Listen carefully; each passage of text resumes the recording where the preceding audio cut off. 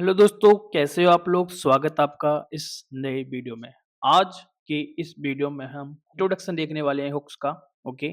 जिसके अंदर हम देखेंगे कि हुक्स होते क्या हैं, कब इंट्रोड्यूस किए गए या फिर क्यों इंट्रोड्यूस किए गए, हुक्स को लिखने के रूल्स क्या होते हैं, कंपोनेंट, क्लास कंपोनेंट और फंक्शनल कंपोनेंट में बेसिकली क्या फ़र्क आया हुक्स के बिना और हुक्स के साथ में, ओके? हुक्स को लिखते टाइम पे हम क्या मिस्टेक्स करते हैं और रियल वर्ल्ड में क्या यूज केसेस बनते हैं हुक्स को यूज करने के, ये सारी चीजें आज के वीडियो में हम डिस्कस करेंगे। ओके, तो डेफिनेटली वीडियो को पूरा देखना, क्योंकि आज आप जो समझ गए कि हुक्स की रिक्वायरमेंट क्या है, तो आप आगे जो हुक्स के एग्जाम्पल आने वाले हैं जिसमें हम प्रॉब्लम प्लस सॉल्यूशन, मतलब हुक्स के बिना क्या प्रॉब्लम थी, उस पर्टिकुलर हुक के बिना क्या प्रॉब्लम है, एंड उस हुक को यूज करके हमने क्या प्रॉब्लम सॉल्व की, वो हम आगे के आने वाले वीडियोस में हम डिस्कस करेंगे वन बाय वन। ओके, तो स्टार्ट करते हैं।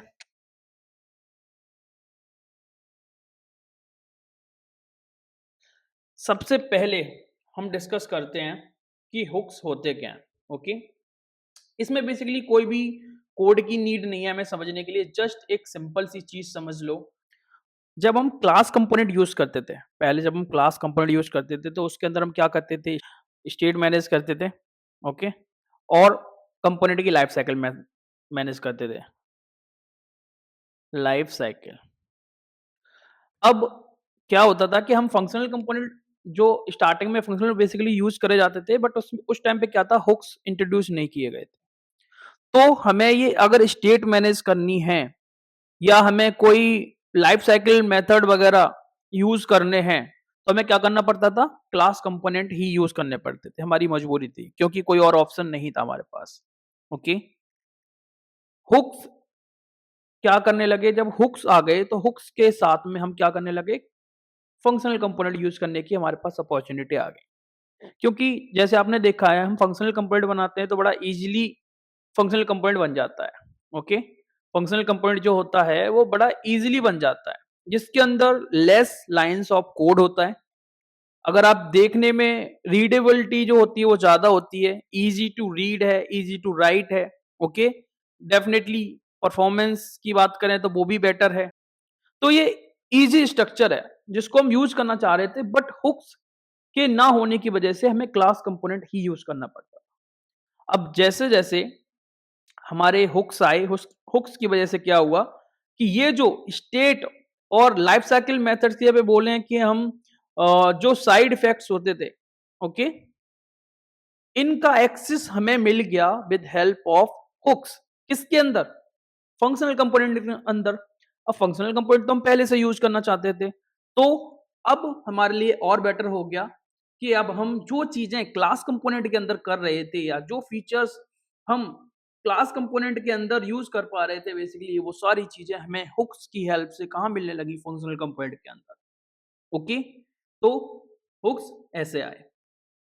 अब अगर मैं आप बात करूं कि क्यों आए, तो ये तो मैंने यहाँ पे जो दूसरा पॉइंट है ये ऑलरेडी मैंने बता दिया है कि क्यों आए। क्योंकि क्लास कंपोनेंट के अंदर हम जो स्टेट एक्सेस करते थे, जो हम लाइफ साइकिल मेथड्स यूज करते थे, उनकी हेल्प से जो भी फीचर हम इम्प्लीमेंट कर पाते थे, जो भी बेसिकली जिस लिए हम यूज करते थे उनको, वो सारी चीजें अगर फंक्शनल कंपोनेंट में मिल जाएं, और फंक्शनल कंपोनेंट जो इजी टू राइट है, इजी टू रीड है, परफॉर्मेंस अच्छी है, तो अगर उसके अंदर हम वही सारे फीचर्स विद हुक्स अगर हम लिख सकें, तो डेफिनेटली फिर हम फंक्शनल कंपोनेंट को ज़्यादा यूज़ करेंगे। ओके? तो इसलिए हुक्स आए जिससे हम फंक्शनल कंपोनेंट को ज़्यादा यूज़ कर सकें और उसके अंदर वही सारे फीचर्स इंप्लीमेंट कर सकें जो हम क्लास कंपोनेंट के अंदर कर रहे थे। ओके? तो आया कब? ये आया बेसिकली कि जो हमारा रिएक्ट का, क्योंकि जो हुक्स हैं वो किसके पार्ट है? रिएक्ट के पार्ट है। ओके? तो रिएक्ट का जो 16.8 वर्ज़न है जिसके अंदर हुक्स को इंट्रोड्यूस किया गया। ओके? अब जब बात आती है कि हुक्स को हम यूज़ तो करें, बट उससे पहले कुछ रूल समझ लो। बहुत सारे लोग हैं जो बेसिकली हुक्स को लिखने में गलतियाँ करते हैं। देखो पहला रूल क्या है? तो पहला रूल ये है कि जब भी हम हुक्स को लिखेंगे, तो हम कोई भी कंपोनेंट बनाते हैं। जैसे आप देख रहे हो कि ये अभी क्या है? एक फंक्शनल कंपोनेंट है, और ये आप देख रहे हो कि यहाँ पे ये फंक्शनल कंपोनेंट है। तो हुक्स को लिखने का पहला तरीका क्या है कि आपको एक फंक्शनल कंपोनेंट के अंदर ही हुक को लिखना है। इसमें हम कहाँ यूज़ कर सकते हैं? यहाँ हुक यूज़ कर सकते हैं और कहाँ पे? टॉप में, कंपोनेंट के अंदर टॉप में। मतलब ये आप देख रहे हो 15 लाइन पे हमारा कंपोनेंट स्टार्ट हो रहा है, तो 16 लाइन और यहाँ से हम स्टार्ट कर सकते हैं 16 से और रिटर्न से पहले-पहले इस एरिया में हम क्या कर सकते हैं? अपने हुक्स को यूज़ कर सकते हैं। अब हुक्स तो बहुत सारे होते हैं, जो सारे हुक्स हम आगे जो वीडियोज़ आएँगे उनमें पढ़ेंगे, बट ये समझ लो लिखने का तरीका ये है, आप यहाँ नहीं लिख सकते। कंपोनेंट के बाहर यूज़ नहीं कर सकते। मान लो मैं कल को यहाँ क्या करता हूँ कि मैं यहाँ पे एक फंक्शन बना लेता हूँ, add number just suppose, okay? और मैंने क्या करा, मैंने ये फंक्शन बनाया, मान लो मैंने ये फंक्शन बनाया। मैं बोलूँ कि मैं यहाँ हुक यूज़ करूँ इस ऐड नंबर के अंदर, ये भी सही नहीं है क्योंकि ये कंपोनेंट नहीं है, नॉर्मल फंक्शन है। कहाँ यूज़ करते हैं हम? फंक्शनल कंपोनेंट में, वो भी टॉप पे, ओके? ये भी सही नहीं है, तो इसे भी यहाँ भी यूज़ नहीं करेंगे। दूसरी चीज़ क्या है कि हमें टॉप में यूज़ करना है, ओके? और हुक्स का भी एक सीक्वेंस है। अब ये बोलूँ कि मैं आपसे बोलूँ कि मैं एक इफ कंडीशन लगा रहा हूँ, जिसमें कोई बिला-बिला कोई कंडीशन है और इस कंडीशन के अंदर मैं यहाँ पे हुक यूज़ करूँ, वो भी नहीं कर सकते। क्योंकि सीक्वेंस जो है ना, वो हुक का मैटर करता है, ओके? हमारा जो एक सबसे कॉमन हुक है, वो है स्टेट हुक, ओके? जिसका हम आगे एग्ज़ाम्पल देखेंगे, यहाँ पे जो हमारा एग्ज़ाम्पल वाला पॉइंट है, उस पे हम डिस्कस करेंगे उस बारे में। बट अभी ये समझ लो कि हुक को हम सिर्फ टॉप में लिख सकते हैं, कंपोनेंट के बाहर नहीं लिख सकते, कंपोनेंट के अंदर फंक्शंस जो बनते हैं उनके अंदर नहीं लिख सकते, ओके? और हम सीक्वेंस को गलत नहीं कर सकते क्योंकि वो एक ही सीक्वेंस में होना चाहिए, ये नहीं कि आपने इफ एल्स कोई कंडीशन लगा दी, डायरेक्टली डाल दी और उसके अंदर आप डाल रहे हो, ऐसा भी नहीं चलेगा। हुक्स के रूल्स ये हो गए, ओके? अगला जो पॉइंट है हमारा उसकी बात करते हैं कि class component versus functional component. अब इस पे थोड़ा-सा हमारा कोडिंग वाला पॉइंट है, इसको समझते हैं। तो ठीक है, इस वाली जो स्क्रीन है इसको यहाँ पे रखते हैं और एक अलग स्क्रीन बनाता हूँ मैं, जिसको मैं देता हूँ class component, okay? Class component dot JS. इसको बेसिकली मैं आपको यहाँ पे इसमें कोई यूआई की भी ज़रूरत नहीं है, बस ये समझ लो कि अगर मैं ओके, ये तो फंक्शनल कंपोनेंट बनेगा, वो भी रिएक्ट का, गलत, इसको पहले हटाओ, आर एन होगा, आर एफ नहीं होगा, आर सी नहीं होगा, बेसिकली रिएक्ट नहीं होगा, आर एन सी ई, ये हमारा क्लास कंपोनेंट, ओके?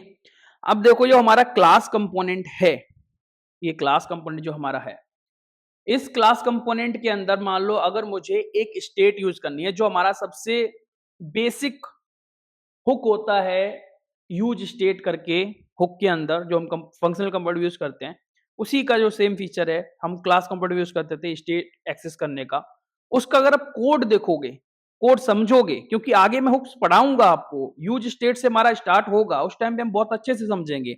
आज इंट्रोडक्शन है तो इतना ज्यादा डीप में नहीं जाएंगे, बट ये समझो कि थोड़ा सा आप सिंटेक्स देखना, आपको समझ में आ जाएगा कि हुक्स हम क्यों यूज करने लग गए, ओके?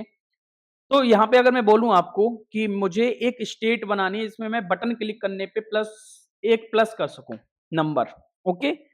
अब अगर मुझे ऐसा करना है तो मुझे क्या करना पड़ता था, यहाँ पे कंस्ट्रक्टर कॉल करना पड़ता था, कंस्ट्रक्टर इस तरीके से कुछ, और इसके अंदर मैं मान लो दिस डॉट, पहले यहाँ पे सुपर यूज कर रहा हूँ मैं, सुपर जिसके अंदर प्रॉप्स मान लो मैंने पास करो, ये प्रॉप्स कहाँ से मिलेंगे, मैं इसके अंदर से मिलने मान लो, और यहाँ पे मुझे क्या करना है, दिस डॉट स्टेट, और इस स्टेट को बेसिकली यहाँ पे आपको क्या करना होगा, कोई भी अगर आप स्टेट बनाना चाहते हो जिसकी वैल्यू आपको अपग्रेड करनी है, अपडेट करनी है, तो आप यहाँ दे सकते हो। मान लो मेरा काउंटर स्टार्टिंग में 0 था, अब मुझे क्या करना है कि यहाँ पे जो मेरा ये टेक्स्ट है इसे मैं बोल देता हूँ चेंज काउंटर या फिर ऐड काउंटर, कुछ भी एक, बस एग्जांपल मैं आपको दे रहा हूँ, इसको बाद में बहुत अच्छे से एक्सप्लेन करूंगा तो टेंशन ना लेना।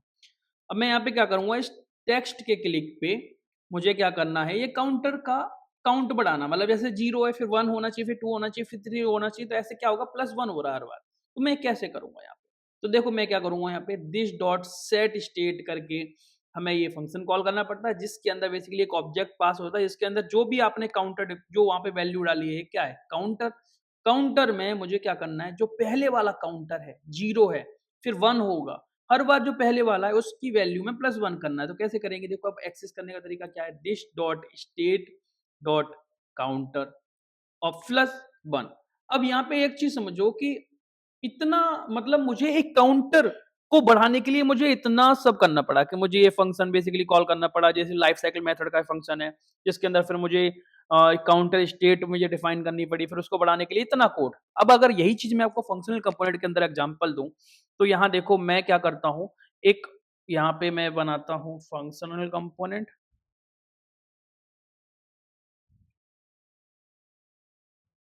Dot JS. ओके, अभी रन नहीं कर रहा हूँ क्योंकि इसका मैं अलग से सेपरेट वीडियो लेके आऊंगा, अगला वीडियो इसी के ऊपर आएगा।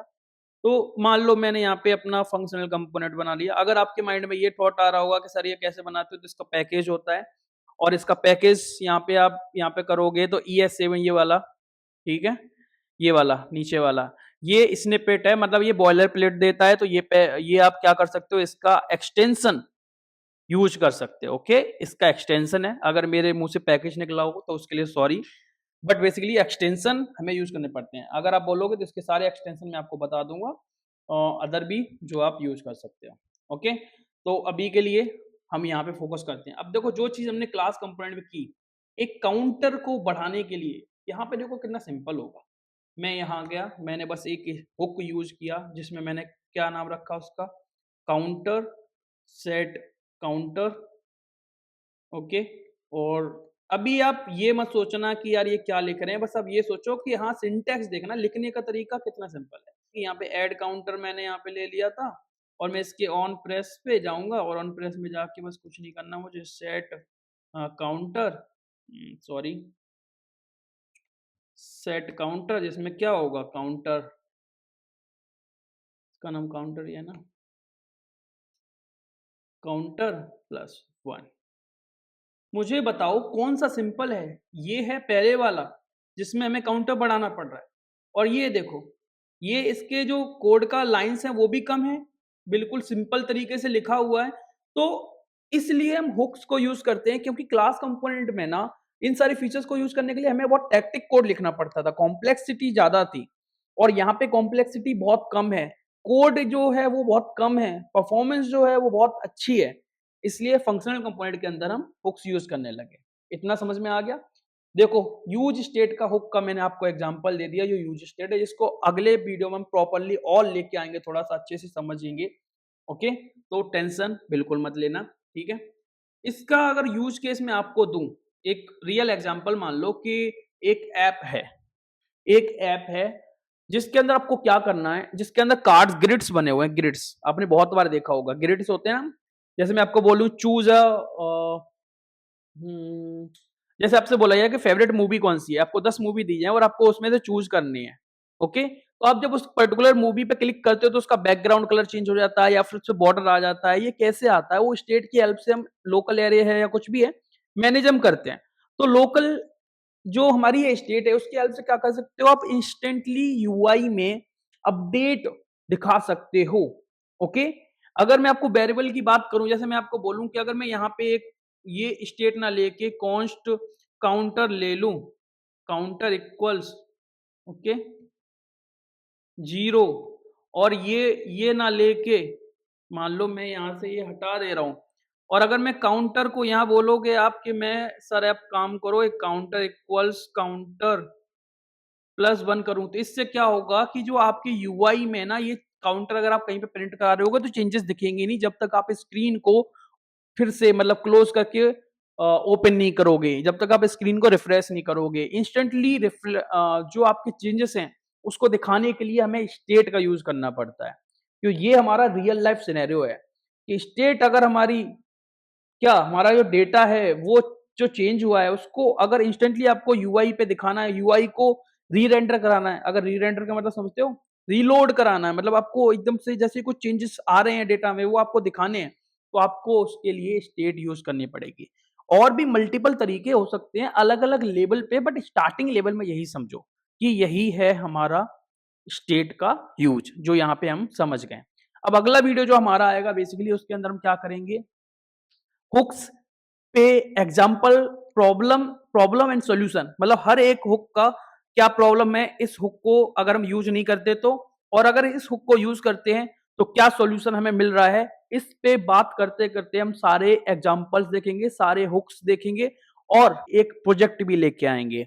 उस प्रोजेक्ट के अंदर बेसिकली मैं आपको एक बता दूँ कि हम एक कोई ये पर्टिकुलर ऐप बनाएँगे जिसके अंदर हम नेविगेशन भी यूज़ कर रहे होंगे आज जो अभी तक पढ़ा है और ये हुक्स जो हम पढ़ने वाले हैं इनके भी कहीं न कहीं उस पर्टिकुलर प्रोजेक्ट के अंदर यूज़ हो रहा होगा इस हुक्स की सीरीज़ के बाद। तो चैनल को सब्सक्राइब कर लेना, नोटिफ़िकेशन ऑन कर लेना, दोस्तों के साथ शेयर ज़रूर कर देना इस वीडियो को। तो फिर मिलते हैं नेक्स्ट वीडियो के अंदर, तब तक के लिए बाय।